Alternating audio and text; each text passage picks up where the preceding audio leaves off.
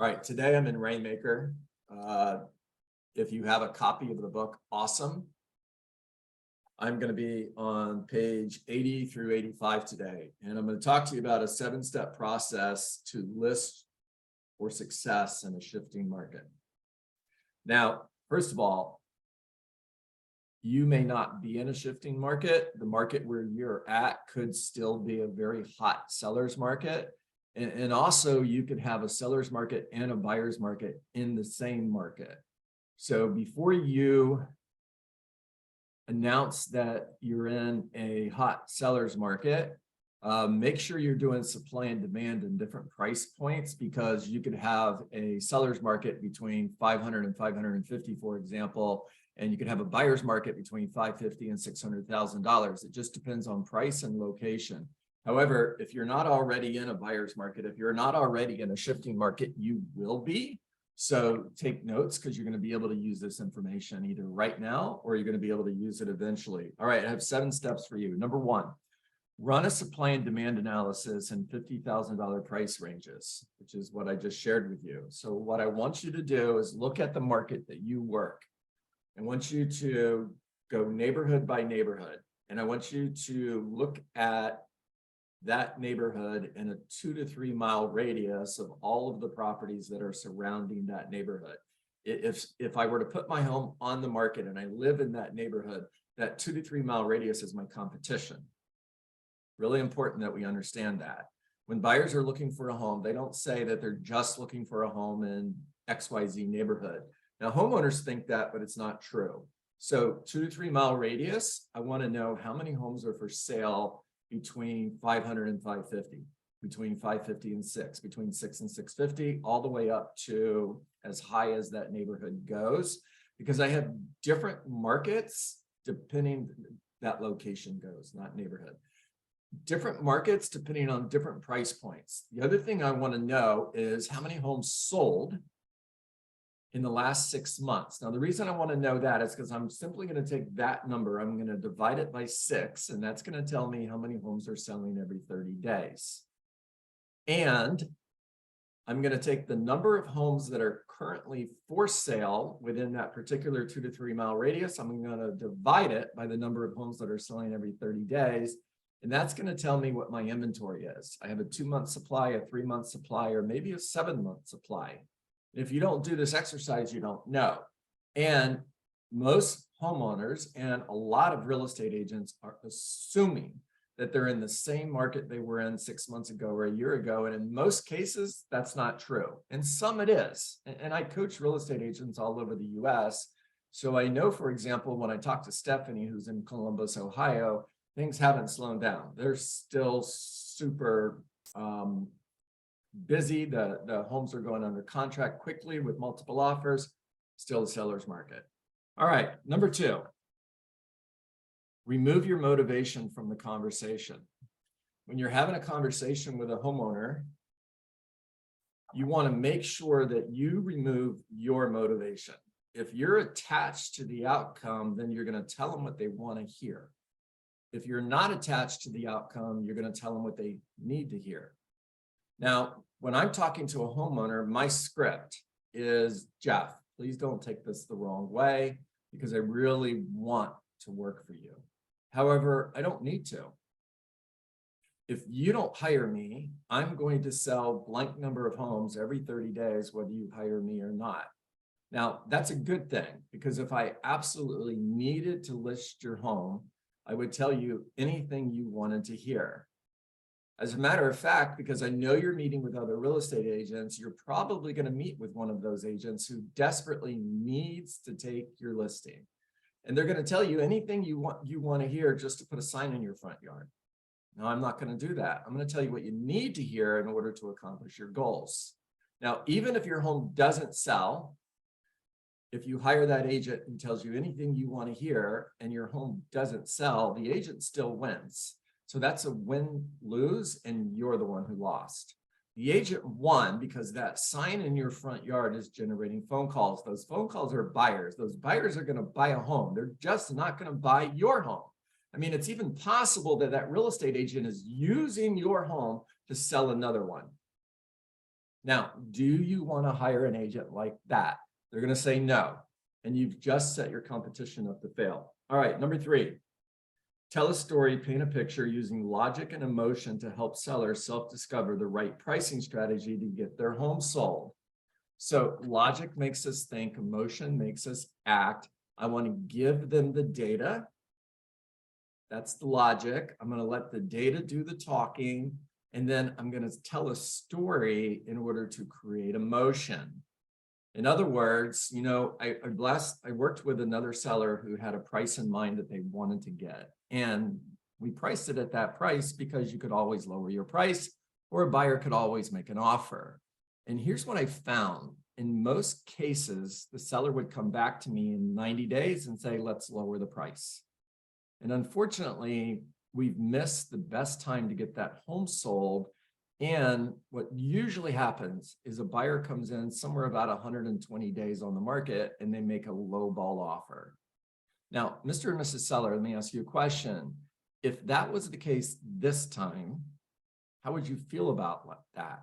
What if 120 days from now, the value isn't 550, it's 540 or it's 530, and you've actually lost money because you tried a higher price? How would you feel about that? What if you knew that you could get 550 in the next 30 days and you tried 575 and then 120 days from now, you sold for 520? How would you feel about that?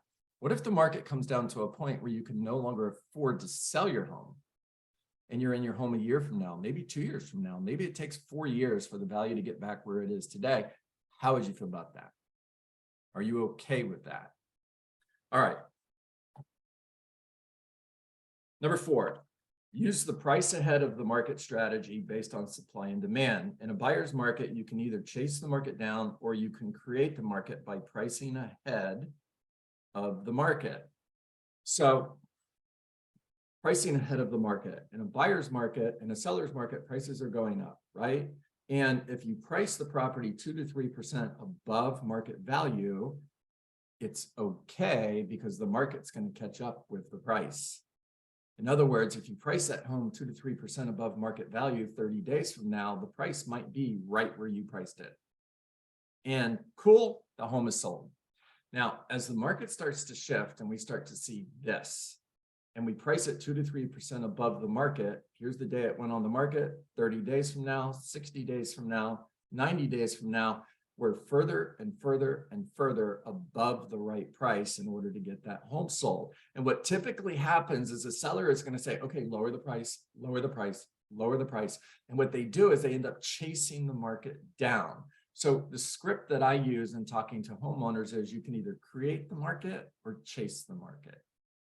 Now, let me explain what that means. The data that we're looking at says your home is going to sell for somewhere between 540 and 550 based on the market that we're in right now. Let's say it's 540. The best strategy to get your home sold might be to list your home at 530.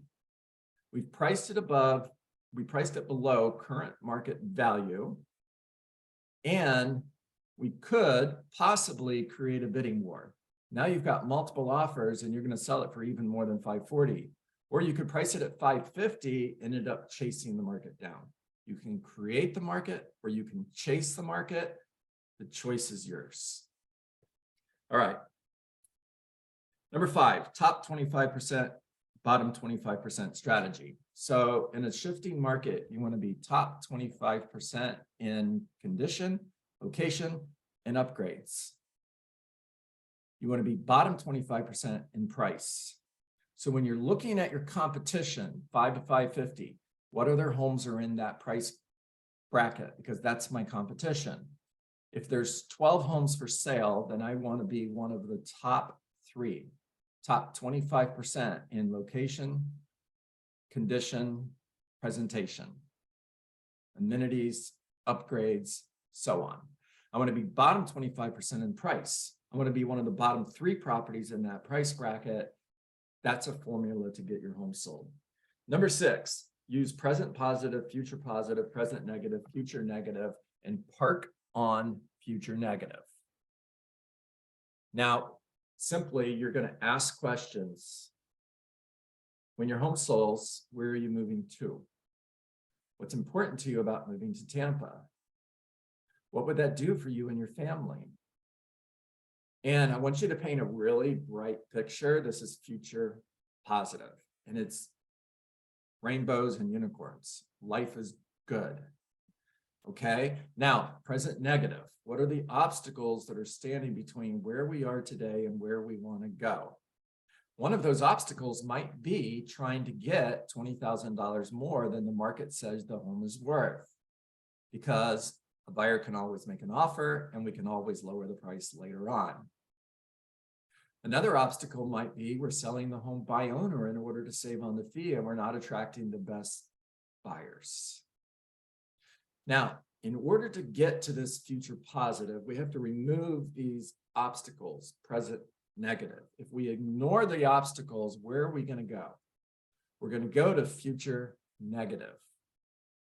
And future negative is you're still in your home 6 months from now, you're not in Tampa. Future negative is there's more homes on the market 6 months from now than there is today, and it's going to be harder to sell your home. Future negative is values have come down, and now you're getting even less money for your home than you would have if you would have priced it right in the beginning. Maybe the values have come down so far that you can no longer afford to sell your home. You're still in your home a year from now, 2 years from now, 3 years from now, because you didn't remove the obstacles to begin with. Interest rates go up, your home is less affordable, not more affordable. One of your neighbor's homes is foreclosed on, and the value of your property is going down. Now, if you're the seller, everything that I just said made you feel really uncomfortable, and it might have even created pain. Hello? Emotion makes us act. We are more motivated by avoiding pain than we are by going towards pleasure. I'm going to park right here in future negative pain until the seller says, stop. What do you think we should do, John? Got it. I've got the solution. That's your job. Find the pain, create a solution to remove the pain, and success. All right. Number 7, set the stage for future adjustments. Mr. and Mrs. Seller, now that we've put your home on the market at $550,000, here's what we're looking for. We're looking for an average of at least 1 to 2 showings every week, which means 30 days from now, if we haven't had 4 to 8 showings, the market has rejected our offer. And if that happens, we're going to need to make an adjustment. We're going to need to make an adjustment quickly, and we're going to have to make a pretty aggressive adjustment. $1,000 to $2,000 isn't going to make a difference. We're going to be looking at least 5% in order to make a difference. Now, after you get 10 showings, you should at least have 1 offer. If you've had 10 showings and no offers, the market is rejecting the offer. And if that happens, we're going to need to make an adjustment. So I'm setting the stage at the time that I took the listing for future conversations in order to make adjustments in order to get their home sold. If you don't do that, if you miss that piece, if you leave it out, when you call them and have a price adjustment conversation with them, they're going to resist. They're going to push back. And you're going to hear things like, you said $550 was the right price. By the way, you never said that. All right, take yourself off mute. Talk to me.